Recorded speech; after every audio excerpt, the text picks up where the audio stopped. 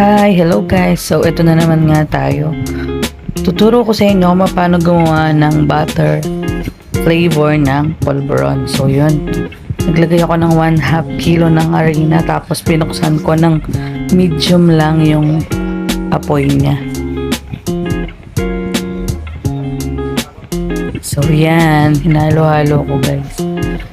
Kailangan natin siyang haluin mabuti guys, para hindi magbuo-buo yung harina guys. So yung ginamit ko pala guys, yung cake flour.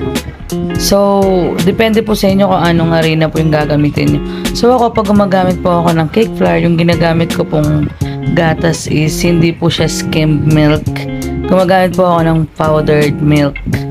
So yung ginamit ko po dyan is Jersey powder milk. So yan. So, hahalo-haluin lang natin siya hanggang mag light brown yung kulay niya guys. So, yun na nga yun. Walang tigil yan guys. 1 hour yung estimated time ng paghalo niya. Magbo-brown na yun. Maaamoy mo yung aroma niya guys. Kasi pag pinatagal po natin siya, tumatagal po yung shelf life po ng polvoron habang nagkukulay brown po siya. Tumatagal po siya bago masira. So yan, kailangan nating tiyagain guys. Halu-haluin lang.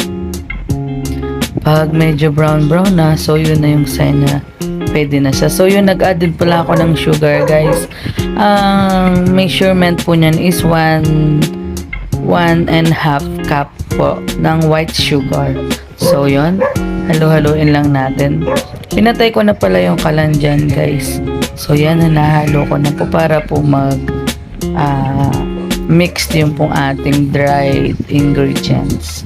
So yan guys, naglagay na rin ako ng powdered milk na 2 cups po dyan.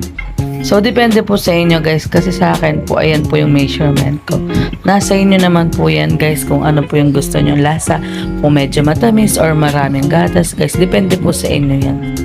So yan, hinalo-halo ko lang. So binuksan ko pala ng konti yung apoy guys para malusaw or madurog mismo yung gatas. So yan, naglagay din ako ng 1 cup of margarine. So depende po sa inyo yan kung gagamit po kayo ng butter or ng margarine. So 1 cup, tapos hinalo ko lang siya, pinagsama ko para po mag-mix yung kanyang texture po dun sa dried ingredients po natin. So yan guys, pinagsama-sama ko po siya. So hinalo ko. So yun po pala, papel de hapon or Japanese paper yung ginamit ko guys. So yan guys, sana po na tuto kayo sa aking how to make polvoron.